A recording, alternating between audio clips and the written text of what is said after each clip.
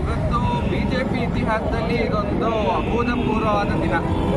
ಯಾಕೆ ಅಂದರೆ West ಬೆಂಗಾಲಲ್ಲಿ BJP ಅಸ್ತಿತ್ವ ತುಂಬ ಕಮ್ಮಿ ಇತ್ತು. ಸೊ ಈ ಗೆಲುವು ಭಾಳ ಈಸಿಯಾಗಿ ಬಂದಿರೋ ಗೆಲುವಲ್ಲ.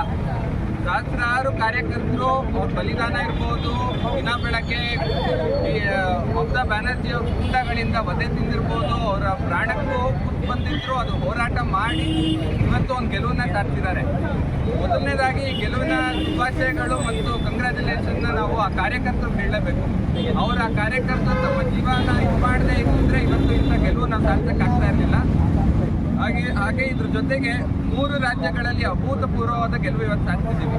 ಸೊ ಅದರ ಸಂಭ್ರಮಾಚರಣೆ ಹಾಗೂ ಒಂದು ಅಭಿವೃದ್ಧಿ ವಿರುದ್ಧವಾದ ಪಕ್ಷ ಇದ್ದೇ ಇದ್ದರೆ ಅದು ಗೆಲುವು ಸಾಧಿಸುತ್ತೆ ಅಂತ ಪದೇ ಜನನೂ ತೋರಿಸ್ಕೊಡ್ತಾ ಇದ್ದಾರೆ. ಹಾಗೂ ನಮ್ಮ ನಾಯಕರಾದ ಮೋದಿಯವರು ಹಾಗೂ ಅಮಿತ್ ಶಾ ಅವರು ಅದನ್ನು ಪ್ರೂವ್ ಮಾಡಿ ತೋರಿಸ್ತಾ ಇದ್ದಾರೆ. ಮೋದಿಯವ್ರಿಗೆ ಹಾಗೂ ಅಮಿತ್ ಶಾ ಅವ್ರಿಗೆ ಈ ಕಾರ್ಯಕರ್ತರುಗಳ ಬೆನ್ನೆಲುಬಾಗಿ ನಿಂತಿರೋದಕ್ಕೋಸ್ಕರ ದೊಡ್ಡದಾದ ಒಂದು ಅಭಿನಂದನೆಗಳನ್ನ ಈ ಕಾರ್ಯಕ್ರಮದ ಮೂಲಕ ತಿಳಿಸಕ್ಕೆ ಇಷ್ಟಪಡ್ತೀವಿ. ಹಾಗೂ ಇದೇ ರಾಮಮೋಹನ್ ಅವರು ಹೇಳ್ದಂಗೆ ಕರ್ನಾಟಕದಲ್ಲಿ ಬಂದೇ ಬರುತ್ತೆ. ಏಕೆಂದರೆ ಅಭಿವೃದ್ಧಿ ಶೂನ್ಯವಾದ ಸರ್ಕಾರ ಎಲ್ಲೂ ಇರೋಕ್ಕೆ ಸಾಧ್ಯ ಇಲ್ಲ. ಇವತ್ತಿನ ಕಾಂಗ್ರೆಸ್ ಸರ್ಕಾರ ಅಭಿವೃದ್ಧಿ ಶೂನ್ಯವಾಗಿದೆ ಆ್ಯಂಡ್ ಪ್ರತಿಯೊಂದರಲ್ಲೂ ಕರಪ್ಷನಲ್ಲಿ ಇನ್ವಾಲ್ವ್ ಆಗಿದೆ. ಕರಪ್ಷನ್ನು ಮತ್ತು ಅಭಿವೃದ್ಧಿ ಶೂನ್ಯವಾದ ಸರ್ಕಾರ ಎಲ್ಲೂ ಇರೋಕ್ಕೆ ಸಾಧ್ಯ ಇಲ್ಲ ಆ್ಯಂಡ್ ಈ ಸರ್ಕಾರ ಕೂಡ ಇರಲ್ಲ ಅಂತ ಈ ಅಭಿನಂದನಾ ಸಮಾರಂಭದಲ್ಲಿ ಹೇಳೋದ್ರ ಮೂಲಕ ಎಲ್ಲರಿಗೂ ಅಭಿನಂದನೆ. ಧನ್ಯವಾದ.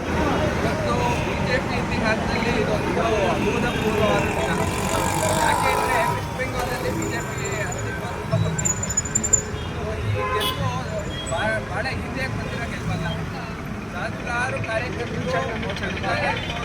ದಿನ ಬೆಳಗ್ಗೆ ಮಮತಾ ಬ್ಯಾನರ್ಜಿ ಅವರ ಗುಂಡಗಳಿಂದ ವಧೆ ತಿಂದಿರ್ಬೋದು, ಅವರ ಪ್ರಾಣವನ್ನು ಅದು ಹೋರಾಟ ಮಾಡಿ ಇವತ್ತು ಒಂದು ಗೆಲುವನ್ನ ಸಾಧಿಸಿದ್ದಾರೆ.